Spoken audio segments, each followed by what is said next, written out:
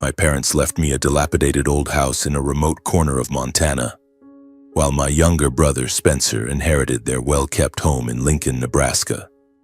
My wife, Ellen, called me a weakling, lacking the guts to stand up to Spencer, and she kicked me out of the house, saying I could only return when I'd fought for what was fair. I drove to Montana, my heart full of hurt and curiosity, never expecting that this house would change my entire life. Hello, my name is Brooks Anderson, 42 years old. I work as a banker at a small branch in Lincoln, Nebraska. My life, if I had to describe it, is like a quiet river. Calm, predictable, but never truly vibrant. I'm not the kind of person who likes talking about himself, but since you're here, I'll try to help you understand who I am and why I'm standing in front of this crumbling house, holding a set of rusty keys, my heart swirling with mixed emotions. I grew up in Lincoln, in a middle-class neighborhood with identical houses, white walls, red-tiled roofs, and neatly trimmed lawns. My parents, William and Mary Anderson, were simple people. My father was an auto mechanic and my mother was an elementary school teacher. They loved us, Spencer and me, but it wasn't a loud kind of love. They taught us to be kind, to yield, and to always put family first. But there was always something missing, a piece I couldn't quite name. My parents rarely spoke about our family's roots. I only knew bits and pieces gleaned from half-told stories that my great-grandfather was part of the Lakota tribe, a Native American people who once lived on the vast prairies of the Great Plains. My grandfather, Joseph, was the last in our family to hold some connection to that culture, but he passed away when I was too young to remember. My father, perhaps wanting us to blend into city life, never spoke much about my grandfather or our Lakota heritage. What little I knew came from vague stories, that my great-grandfather was a skilled hunter, that my grandfather worked on a ranch near the Bighorn Mountains, and that our family left their ancestral lands to start anew in Nebraska. I don't blame my parents. They just wanted us to have an easier life, free from the label of different in a city where Native Americans were often met with wary glances. But sometimes when I looked in the mirror and saw my dark brown eyes and thick black hair, I wondered, who am I really? Deep down, a part of me yearned to connect with those roots, but I didn't know where to start. Spencer, my younger brother, was different. 4 years my junior, he was always the center of attention. Tall, handsome, with a smile that easily won people over. Spencer was ambitious, sharp, and unafraid to do whatever it took to get what he wanted. When we were kids, he always got the bigger slice of cake, the nicer toy, and our parents' attention. I wasn't jealous, or at least I told myself I wasn't. I was the older brother, and older brothers are supposed to give way. But sometimes, I wondered if I was too weak, as Ellen often said. Ellen, just mentioning her name makes my heart tighten. We met 15 years ago at a mutual friend's party. She was the daughter of a well-off family from Omaha, a smart, decisive woman with sharp green eyes and perfectly styled blonde hair. Ellen was drawn to my gentleness, or so she said.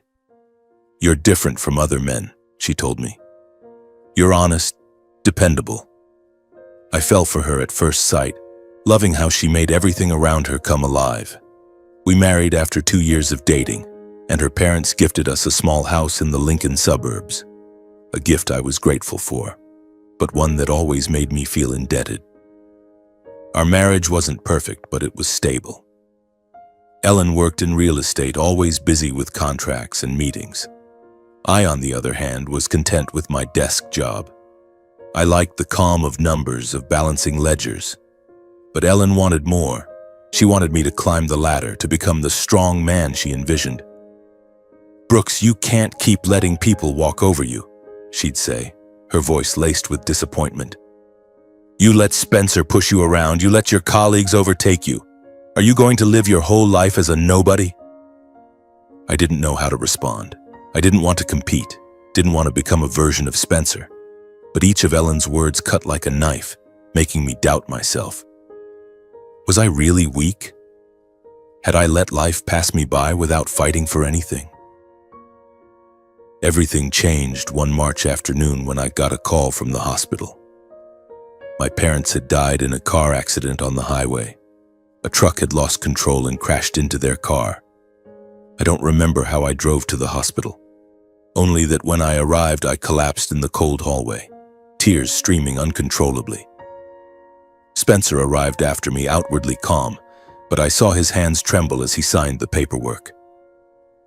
The funeral was heavy with grief. Spencer and I barely spoke, exchanging only brief words about arrangements and visitors.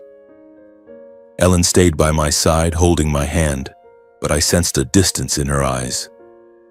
Maybe she was disappointed that I wasn't showing the strength she expected. Maybe she thought I should do or say something to prove I was the older brother. A week later, my parents' lawyer called us in to read their will. I didn't expect much. My parents weren't wealthy, and I assumed their assets would be split evenly. But when the lawyer read the will, it felt like the ground fell out from under me. Mary and William Anderson leave their house in Lincoln, Nebraska, along with all personal assets, to their younger son, Spencer Anderson, the lawyer said in a steady voice. To Brooks Anderson, they leave a property in Stillwater County, Montana, along with all its contents. I was stunned. The Lincoln house was where Spencer and I grew up, filled with memories of our parents. It was well-maintained, comfortable, worth $1 million in today's market. The Montana house? I didn't even know it existed. My parents had never mentioned it, and I only vaguely recalled that my grandfather had lived somewhere in the mountains. Spencer looked at me, a cryptic smile tugging at his lips. Guess Mom and Dad knew you didn't like city life, he said, half joking, half serious. I didn't respond, just nodded, trying to hide the sense of injustice swelling inside me. Ellen, on the other hand, couldn't contain her anger. On the drive home, she exploded. You're okay with that, Brooks? A rundown shack in the middle of nowhere while Spencer gets the entire estate? You're the older brother and you let your little brother walk all over you like that? It was their wish, I said, my voice hoarse. I didn't want this, Ellen. Their wish? She let out a bitter laugh. Your parents clearly thought nothing of you, and you don't even bother to fight. You're weak, Brooks. You've always been weak. Her words hit me like a punch to the chest. I wanted to argue, to say I didn't need the house, that I just wanted to keep the peace with Spencer, but I couldn't say anything. Maybe deep down, I was afraid she was right. That night, Ellen kicked me out. She said she couldn't live with a man who didn't stand up for himself. Go, Brooks, she said, pointing to the door. Go to that worthless house of yours in Montana. Don't come back until you do something to prove you're a man. I didn't argue. I packed a few clothes, grabbed my car keys, and drove off into the night. I didn't know if I was running away or searching for something. But by morning, I was on the highway heading toward Montana, the rusty keys the lawyer had given me weighing heavily in my pocket. The Montana house, according to the paperwork, was in a small town called Coldwater, nestled among mountains and endless pine forests. I'd never been there, but as I drove along the winding roads, I felt something strange, like I was returning to a place I'd never left. Or maybe I was just so tired, so hurt, that my imagination was playing tricks on me. When I arrived, dusk was falling. The house loomed before me, a crooked silhouette in the fading light. It was smaller than I'd imagined, with peeling shingles, broken windows, and vines crawling up the walls. But instead of feeling disappointed, I felt curious. There was something about this house, a secret waiting to be uncovered. I stepped out of the car, clutching the keys tightly. A cold wind blew through, carrying the scent of earth and pine. I took a deep breath, my heart pounding. This was my inheritance, I thought, and whatever it was, I was determined to uncover the truth. I stepped forward, each step crunching the gravel beneath my boots.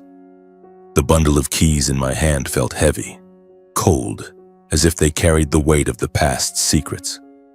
The front door creaked as I inserted the key into the lock. I had to shove it with my shoulder to get it open, and a damp, musty smell of rotting wood and dust hit me. Inside, the fading light of dusk filtered through gaps in the roof, illuminating a cracked wooden floor. An old table sat abandoned in the middle of the room, next to a brick fireplace covered in ash and soot. There wasn't a single sign of life. No lights, no pictures, no trace of a family that once lived here. But instead of feeling disappointed, I felt a strange urge. This house was whispering to me, as if it knew I hadn't come just to look but to search. I set my backpack down and pulled out the flashlight I'd brought from Lincoln.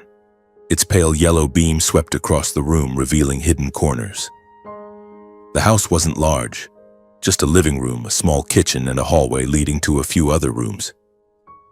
I walked through each one, my footsteps echoing like heartbeats in the stillness.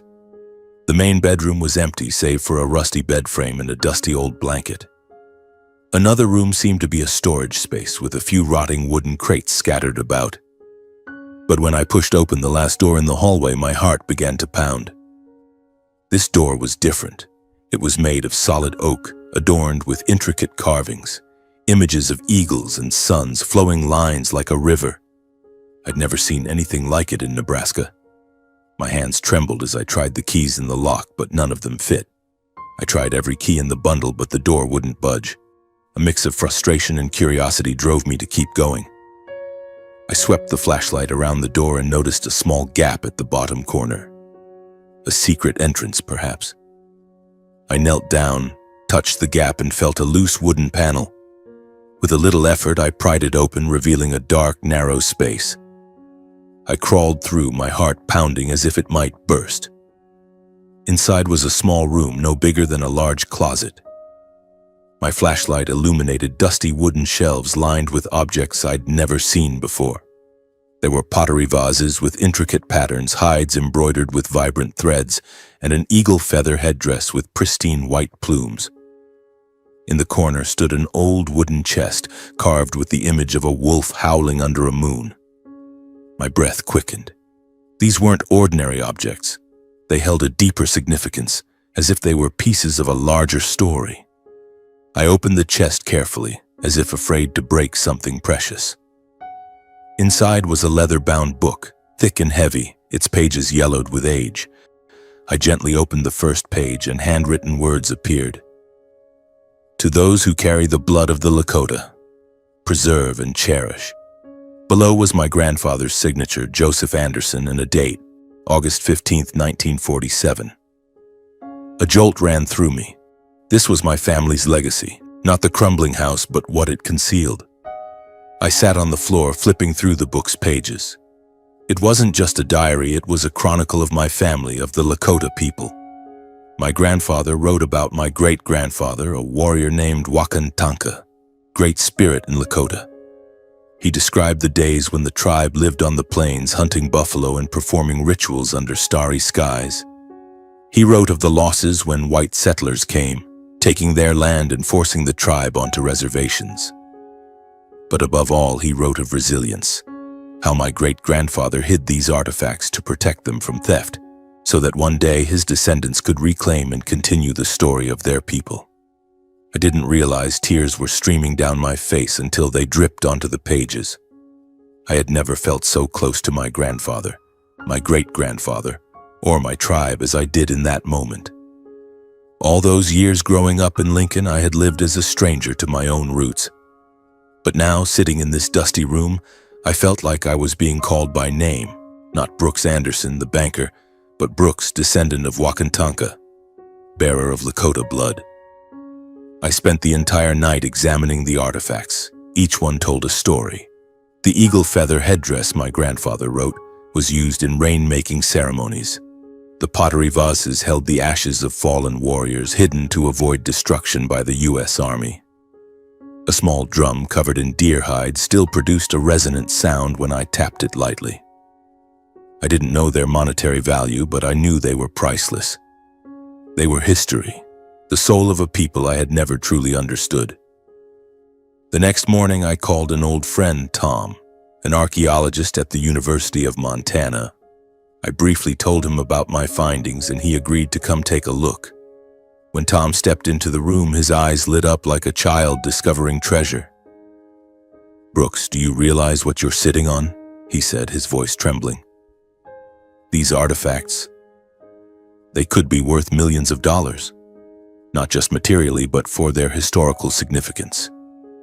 This is the legacy of the Lakota, the kind of thing museums around the world would pay a fortune to own. I was stunned. Millions of dollars? That kind of money could buy back the Lincoln House, pay off Ellen's debts, and let me live comfortably. But even as the thought crossed my mind, I felt a deep resistance. These artifacts weren't for sale. They didn't belong in a museum or a collector's hands. They belonged to me, no, to my family, to the Lakota people. Tom left after promising to contact a native culture expert for further appraisal. I stayed in the house, continuing to read my grandfather's book. With each page, I learned more about the struggles my family had faced. My grandfather wrote about how my father, William, chose to leave Montana for Nebraska, hoping his children would have an easier life. But he also wrote of his pain as he watched my father drift away from Lakota culture. William thought assimilation was the only way to survive, he wrote. But I know that if we forget our roots, we lose ourselves. Those words cut like a knife. I thought of my parents, how they avoided talking about my grandfather or the tribe. Perhaps they feared that mentioning the past would lead to discrimination for me and Spencer, but now I realized they were wrong. The past wasn't a burden, it was strength, identity. In the days that followed, I began fixing up the house. I swept the floors, patched holes in the roof, and cleaned the artifacts with the care one would give to precious gems. Each day, I felt closer to my grandfather, my great-grandfather, and the ancestors I'd never met but who now felt alive within me. I started having strange dreams of endless prairies, the sound of drums, a man with long braided hair standing on a hill, gazing at the horizon. One afternoon, as I was cleaning a pottery vase, there was a knock at the door. I startled, as Coldwater was a remote place and I hadn't seen anyone besides Tom since arriving. I opened the door to find an older man, his skin tanned, his silver hair tied in a braid. He wore a simple shirt, but his eyes were sharp, as if they could see through to my soul. "I'm Samuel Black Elk," he said, his voice deep and steady. "Tom sent me. You're Brooks, Joseph Anderson's grandson?" I nodded and invited him in. Samuel stepped into the secret room, and when he saw the artifacts, his eyes glimmered with an emotion I couldn't quite name. Pride mixed with pain. He touched the eagle feather headdress, his fingers trembling. "Do you know how important these are?" he asked. "They're not just objects. They're the spirits of your ancestors, of our tribe." Samuel told me about the history of the Lakota, about the wars, the ceremonies, and how their culture was suppressed but survived through people like my grandfather.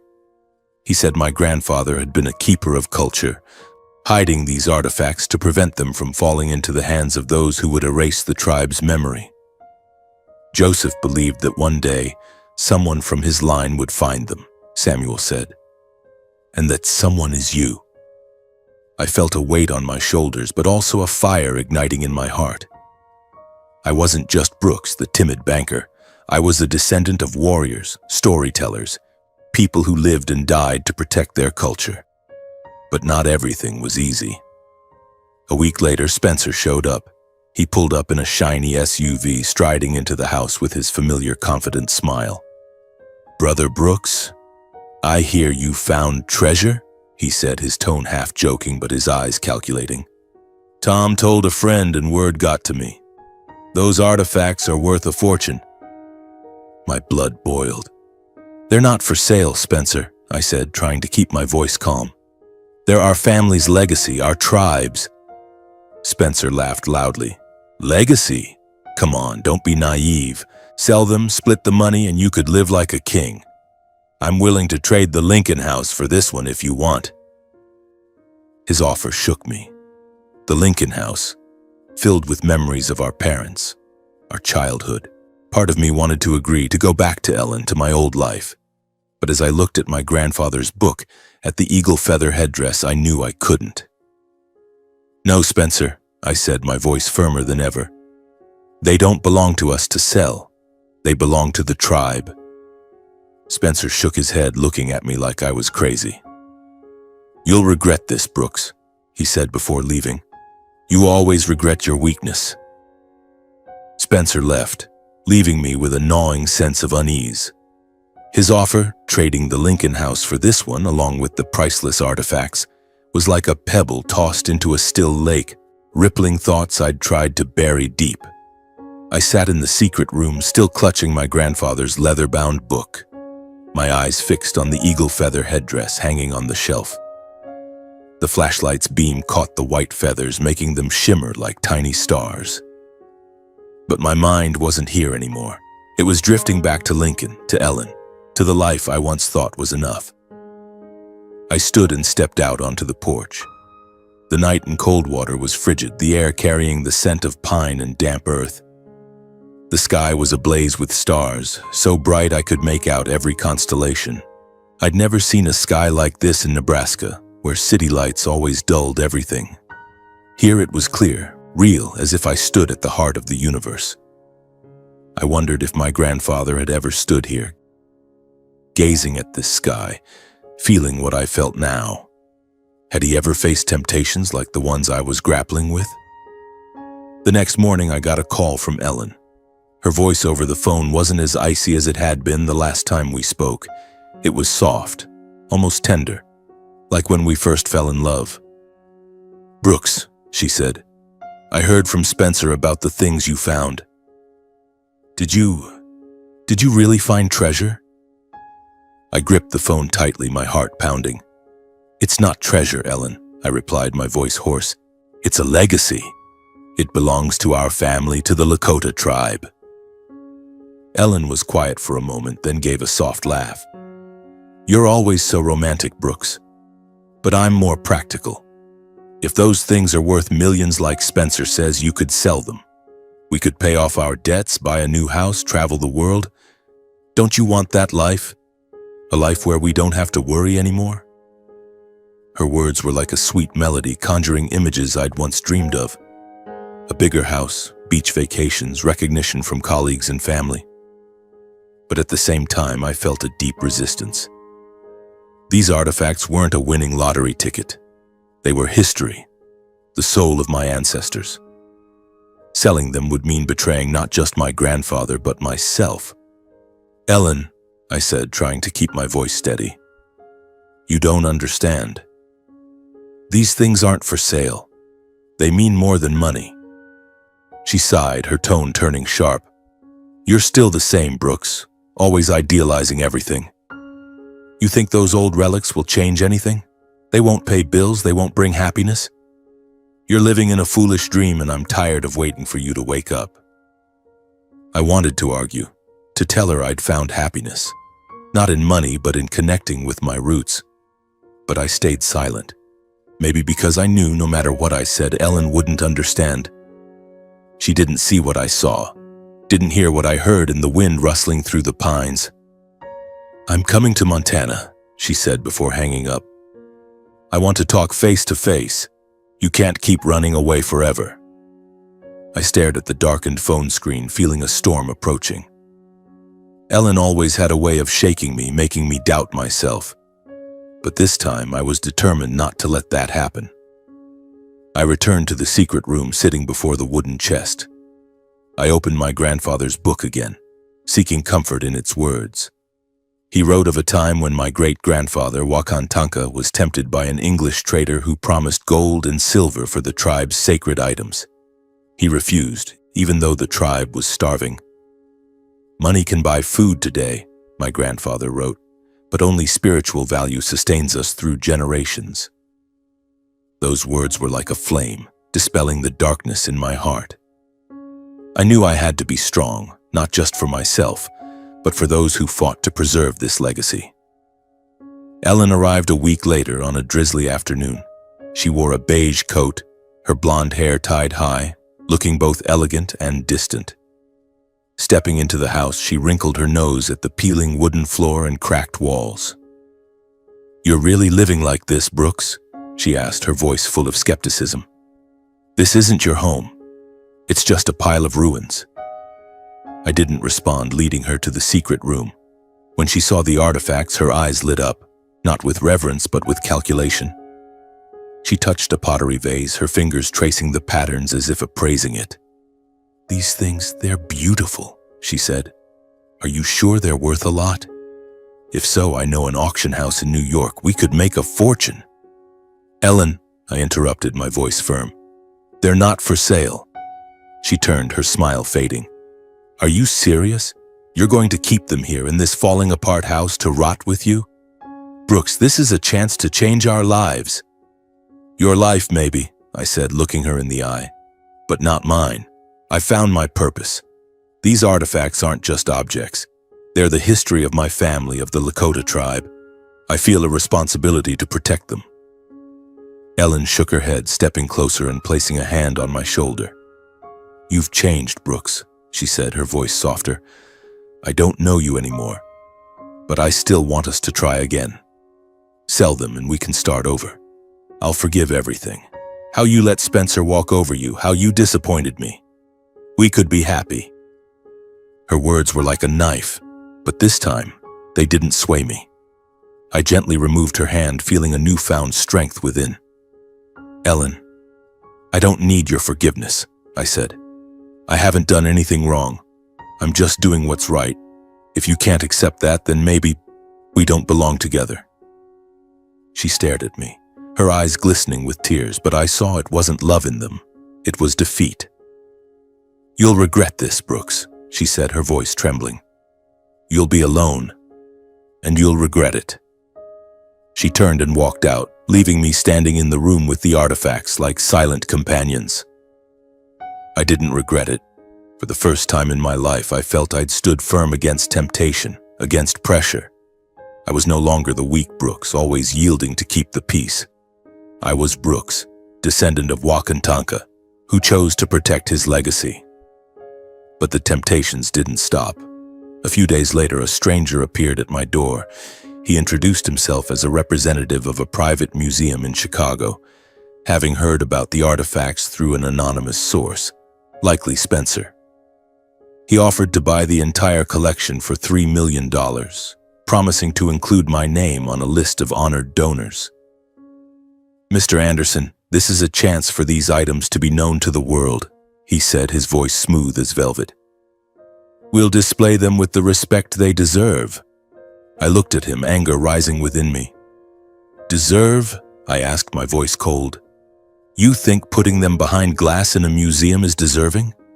They belong to the Lakota tribe, to the people who lived and died to protect them. You can't buy their spirit.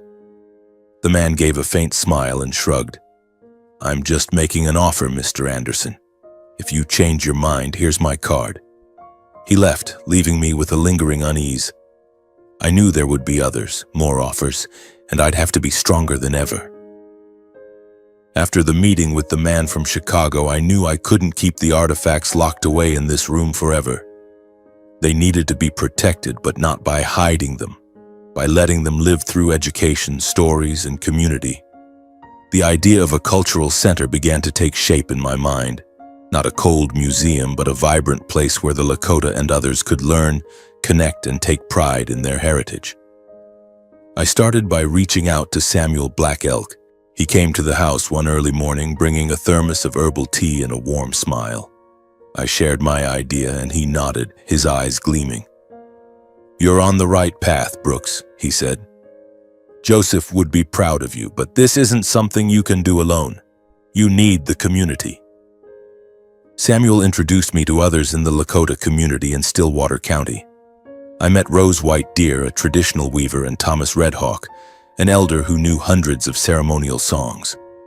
They welcomed me not as an outsider, but as family returning from a long journey. I felt a connection I'd never experienced, not with Ellen, not with Spencer, but with people who shared my blood, my history. Rose and Thomas helped me plan the cultural center. We decided to restore the house, turning it into a space to display the artifacts, hold classes on the Lakota language, weaving, and traditional ceremonies. I used my savings to buy materials, and the community pitched in to help with repairs. In those days, the house came back to life. We replaced the roof, repainted the walls, and built an outdoor area for ceremonies. But not everyone supported the idea. One evening, while working with Rose, I learned that Spencer had contacted a real estate company, trying to sell the house without my consent. I was furious, but Samuel urged me to stay calm. "Your brother is blinded by greed," he said, "but you don't have to be like him. Focus on your mission." I hired a lawyer to stop Spencer, and eventually I secured full legal ownership of the house. It was a small victory, but it made me feel stronger than ever. I was no longer afraid to confront Spencer, Ellen, or anyone else who tried to take my legacy. One summer morning, the cultural center officially opened. We held a traditional ceremony with the sound of drums echoing and smoke from sacred tobacco rising to the sky. Samuel led the ritual, and I stood beside him wearing a shirt embroidered by Rose, my heart swelling with pride. Dozens of people from the Lakota community and other tribes attended, along with curious locals interested in native culture. I stood before the crowd, holding a microphone, and for the first time shared my story. I spoke of my journey from Lincoln to Coldwater, of finding the artifacts, and how they helped me understand who I am. "I used to think I was weak," I said, my voice trembling. "But now I know strength doesn't come from money or power. It comes from knowing where you belong and fighting to protect it." The crowd applauded, and I saw tears in Rose's eyes. After the ceremony, a young girl approached me holding a beaded necklace. "Thank you, Mr. Brooks," she said. "I never thought I could be proud of being Lakota, but today I am." Her words were a gift, affirming that I'd done the right thing. The cultural center wasn't just a place to preserve artifacts. It was a place to nurture pride, hope, and connection. I stood there amid the laughter and chatter, the scent of ceremonial smoke lingering in the air, and felt a peace I'd never known. But deep down, I knew my journey wasn't over. This house, these artifacts had helped me find my roots, but more importantly, they helped me find myself. Brooks Anderson, once called weak, once living a life of yielding, was now at a new crossroads. Not because I'd become someone else, but because I'd embraced who I truly am.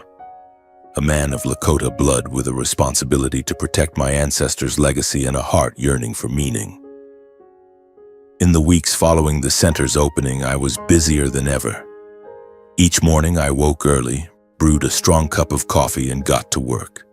Some days I worked with Rose White Deer, arranging artifacts for display, carefully noting their stories as told by Samuel Black Elk. Other days I sat with Thomas Redhawk, listening as he taught me ceremonial songs, his voice rising and falling like a bridge to our ancestors' plains. I was still clumsy, butchering Lakota pronunciations and making everyone laugh, but I wasn't embarrassed. Each small step, each new word, brought me closer to my roots. But I didn't always feel strong. Some nights, when the center was closed, I sat alone in the secret room staring at my grandfather's leather-bound book, wondering if I was truly capable of carrying this forward. The pressure didn't just come from outside, from Spencer, Ellen, or the offers to buy the artifacts, but from within. I feared failure. I feared I'd harm this legacy, that I wasn't worthy of my grandfather's or the Lakota community's trust. One evening, as I was cleaning the eagle feather headdress, Samuel walked in. He said nothing, just sat on the old wooden chair holding a stick of sacred tobacco. He lit it, the smoke curling through the air, and finally looked at me. "You're worried, aren't you?" he asked, his voice low like the wind through the forest. I sighed, setting the headdress down. "I don't know if I'm doing this right, sir," I said. "I want to protect these things, to make this center meaningful. But I'm scared. Scared I'm not capable. I didn't grow up Lakota. I'm just a banker from Lincoln who found his roots a few months ago." Samuel smiled, the smile of someone who'd seen too much to be shaken. "You think Wakantanka, your great-grandfather, was never afraid?" he asked. "He stood before an entire army knowing he couldn't win, yet fought for his tribe. Strength isn't the absence of fear, Brooks. Strength is doing what's right, even when you're trembling." His words were like a breeze clearing the fog in my heart. I realized this journey wasn't about becoming perfect, but about daring to move forward even when I didn't know the destination. Samuel handed me a small necklace woven from sweetgrass and beads. "Wear it," he said. "It'll remind you that you're not walking alone. Your ancestors are with you." I put on the necklace, feeling the coolness of the sweetgrass against my skin. From that night on, whenever I doubted myself, I touched the necklace and felt my grandfather, my great-grandfather, and Samuel standing behind me. My journey of self-discovery didn't just happen in the house or the cultural center. It unfolded in small moments, in the lessons the Lakota community taught me. One day, Rose invited me to her home, where she was teaching a group of children traditional weaving. I sat there, watching their tiny hands move across the looms, creating intricate patterns. Rose explained the meaning of each design, the zigzag for lightning, the circle for the sun, the source of all life. I listened, feeling like I too was learning from scratch like a child. "Mr. Brooks, you try weaving," a boy named Tommy called, his eyes sparkling with mischief. I laughed, shaking my head, but Rose pushed me into the chair. "Don't be shy," she said. "Everything starts with a first step." I clumsily handled the loom, tangling the threads and making the kids giggle. But when I finished a small, crooked piece of fabric, I felt a strange joy. Not because I'd done well, but because I dared to try.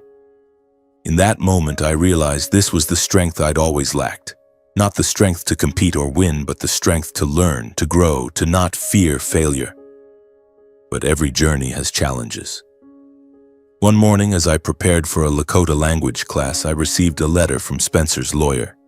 He was suing me, claiming co-ownership of the house, arguing that our parents' will was unclear. The letter hit like a punch, leaving me reeling. I'd thought my battle with Spencer was over, that he'd let go after I secured legal ownership. I was wrong. Spencer didn't just want money. He wanted to prove I wasn't worthy, that I'd always be the loser. I called Samuel and he came right away. We sat on the porch looking at the distant mountains and I told him everything. "I'm tired, sir," I said, my voice hoarse. "I just want to do what's right, but why is everything so hard? Spencer, Ellen, the people trying to buy the artifacts. It feels like the whole world is against me." Samuel was quiet for a moment, then pointed to the sky, where an eagle was circling. "See that eagle?" he asked. "It flies high, but not because there's no wind against it. It flies high because it knows how to use the wind to lift itself. Your challenges, Brooks, are that headwind. Don't let them knock you down. Use them to soar higher." His words gave me a new perspective. Spencer, Ellen, the difficulties, they weren't enemies but lessons. I decided to face Spencer, not with anger but with resolve. I hired a skilled lawyer and we prepared for the trial. In the meantime, I kept working at the center, refusing to let the lawsuit slow me down.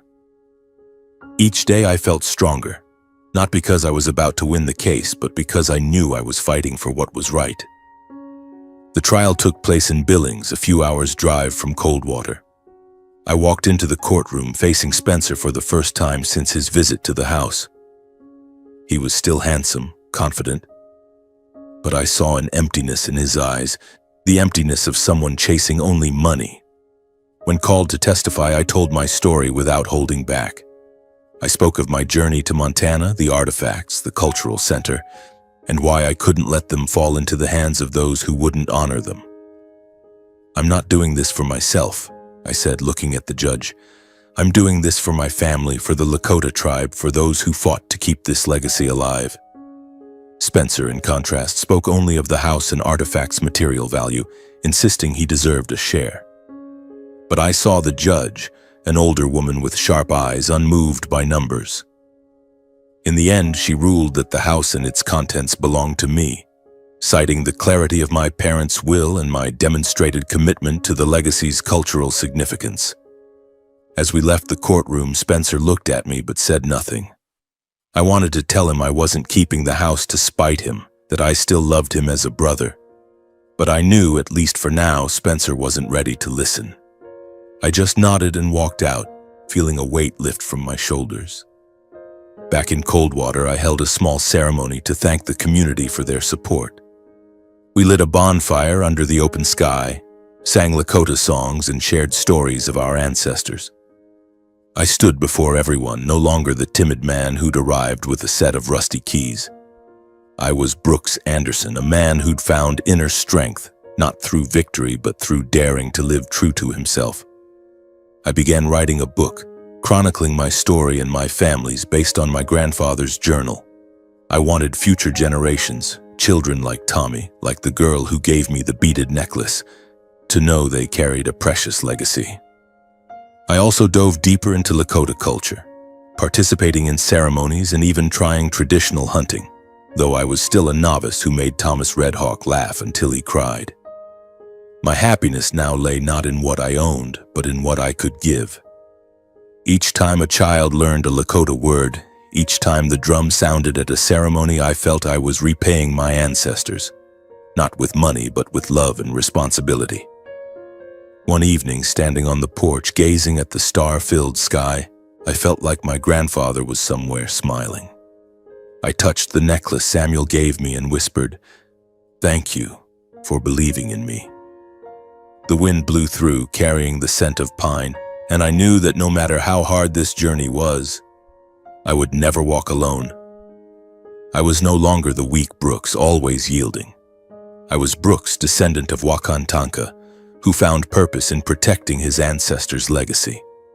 And in my heart, for the first time, I was truly proud of my Lakota heritage.